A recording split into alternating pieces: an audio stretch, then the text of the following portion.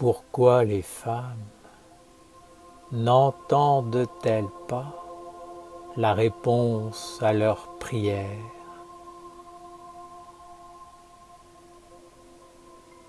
Vous vous plaignez souvent que la vie sur terre est difficile. Vous pensez la même chose au sujet du chemin vers la lumière. Bien sûr que votre vie est difficile, mais lorsque l'on regarde les humains du point de vue d'une autre sphère d'existence, cela donne l'impression qu'ils font exprès de se compliquer la vie et de provoquer toutes les situations, de mettre en œuvre toutes les conditions pour que la dureté apparaisse.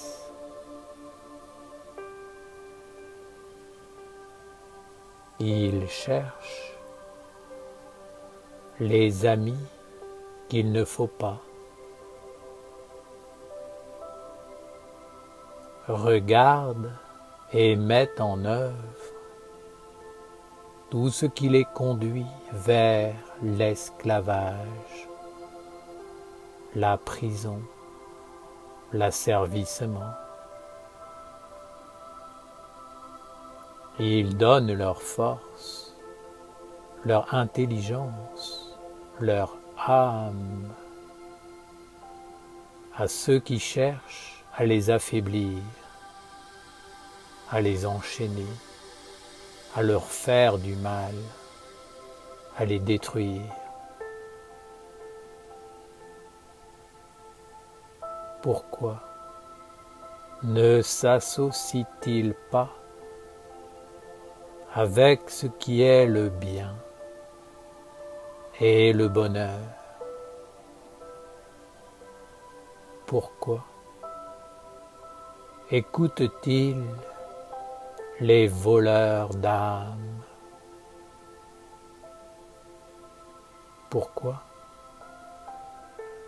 placent-ils toute leur confiance dans ceux qui les conduisent au néant? Pourquoi ne se réfugient-ils pas dans la nature? Ne regardent-ils pas son intelligence supérieure et n'entrent-ils pas à son école en adoptant ses rythmes? Pourquoi ne se donnent-ils pas les conditions pour avoir une vie meilleure?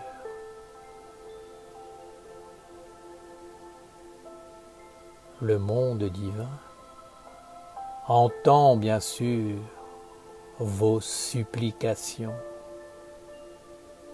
vos prières et vos désirs,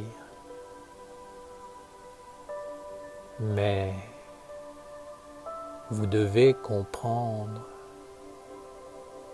que le monde des hommes doit faire sa part et au minimum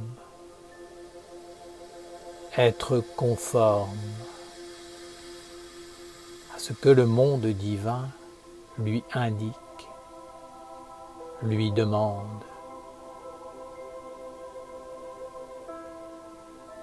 Les femmes écoutent plus facilement leurs ennemis que leurs amis.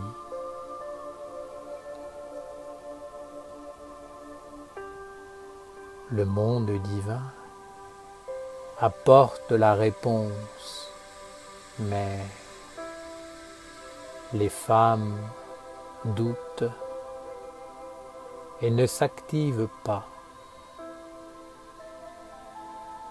Le monde divin ouvre la porte, mais les humains refusent d'entrer, car leur ancienne vie les tient et leur plaît.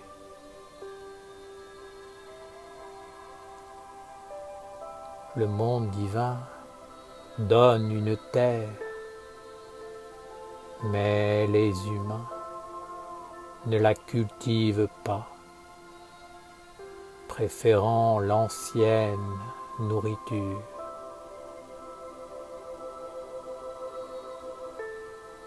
Si le monde divin dit à la femme de se relaxer ou de travailler dans un environnement plus serein, elle écoute pendant une semaine, puis oublie de nouveau et se laisse gagner, envahir, prendre par le tumulte et par ce qui l'affaiblit.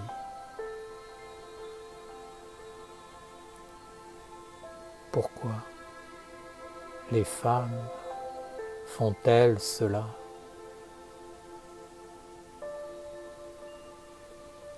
Pourquoi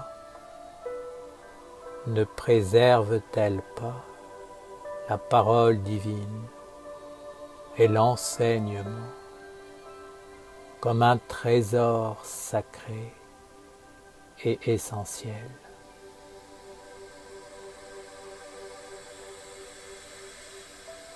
Le monde divin a l'impression que pour les femmes, rien n'est vivant, rien n'est vrai, sinon elles s'éveilleraient devant l'évidence et prendraient la lumière qui leur parle, trouveraient la force et le courage de changer radicalement leur vie. Même lorsque tout leur est donné, lorsque la grande bénédiction vient vers elles,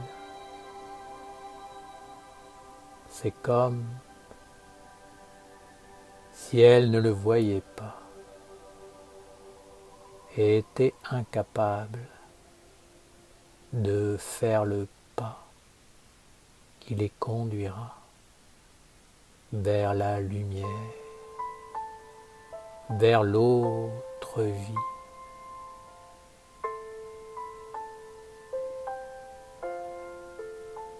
Celles qui s'éveillent se font violence pour essayer de cultiver de bonnes pensées,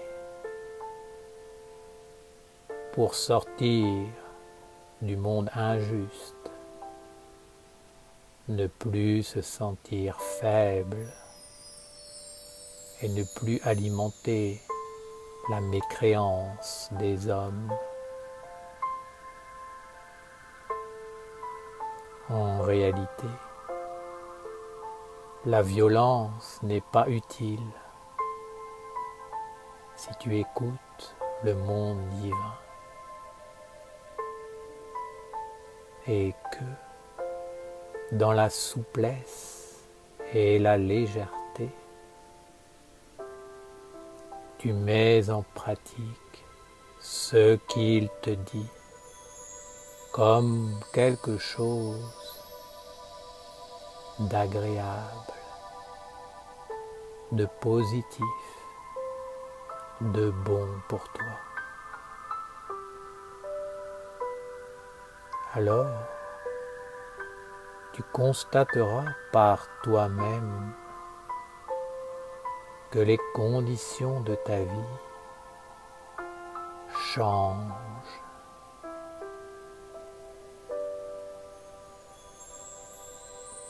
Aucune femme ne peut avoir des pensées justes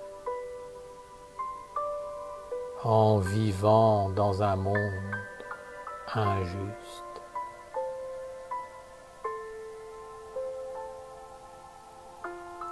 Change de monde et ta pensée sera naturellement redressée. Donne-toi les conditions ou donne-les à ta pensée.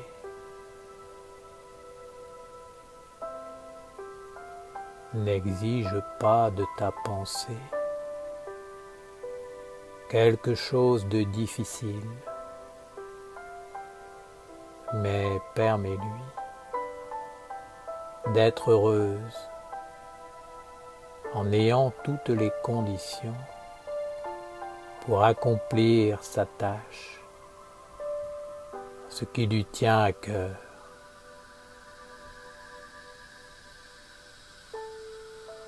Il faut s'approcher du monde divin avec amour, non pas pour lui offrir son incompétence, sa difficulté, mais pour se mettre à son service et accomplir ce qu'il dit.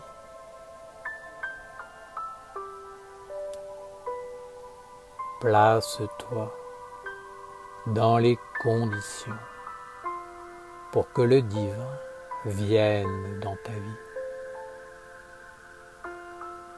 Les gens, l'environnement, les conditions de ta vie changeront naturellement pour que tu puisses vivre avec la lumière. Alors, tu pourras réellement avoir une vie plus sereine.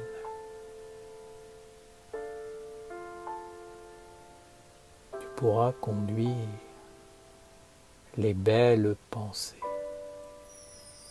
les aspirations vers une grandeur, vers une œuvre vivante et concrète. Mais réagis avant que cela ne devienne trop difficile pour toi. Car une fois que tu es enchaîné, tu dois d'abord régler ce problème et te détacher.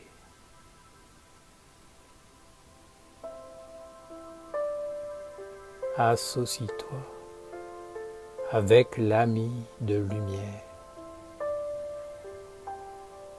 Donne-toi les conditions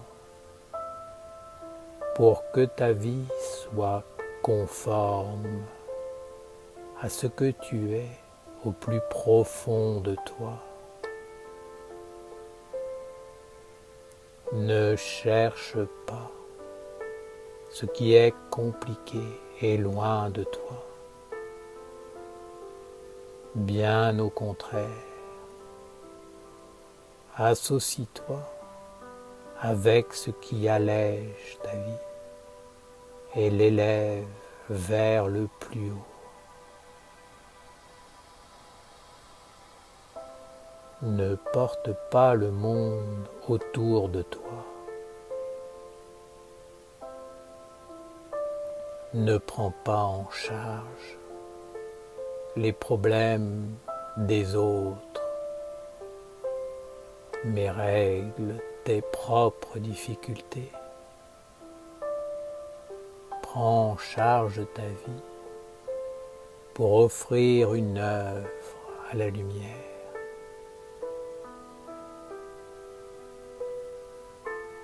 Lorsque deux personnes s'enfoncent dans des sables mouvants, qui les sauvera? Si au moins l'une d'elles avait eu la sagesse de ne pas y entrer, elle pourrait aider l'autre à s'en sortir. Sois celle qui sort l'autre des sables mouvants, sans y entrer toi-même. Tu pourras réellement accomplir une œuvre de lumière et tu seras fidèle au commandement divin. Allège ta vie, ne t'associe pas à ce qui alourdit, à ce qui empoisonne, complique et détruit ta vie. Sois conforme et authentique. Sois un réceptacle de la lumière jusqu'au bout de tes pieds, de façon à pouvoir vivre réellement la vie que tu souhaites. Personne d'autre que toi-même ne le fera à ta place.